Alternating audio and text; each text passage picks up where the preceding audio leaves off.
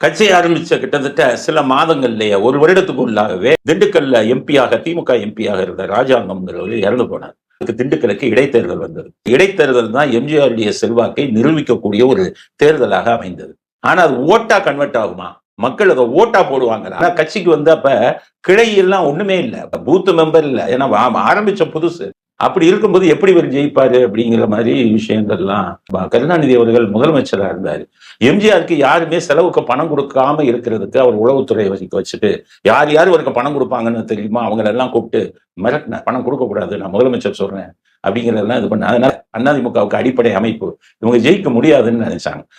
திண்டுக்கல்ல எலெக்ஷன் நடக்கும்போது ஸ்பான்டேனியஸா மக்கள் தானாகவே எலெக்ஷன் கேன்வாஸ் பண்ணல, இது பண்ணல, மாவட்ட செயலாளர் இல்ல, வட்ட செயலாளர் இல்ல, எல்லா மக்களும் வண்டி மாடை கட்டி குடும்பம் குடும்பமா வந்து வண்டி மாட்டுல வந்து ஓட்டு போட்டாங்க பூத்துகள்ல.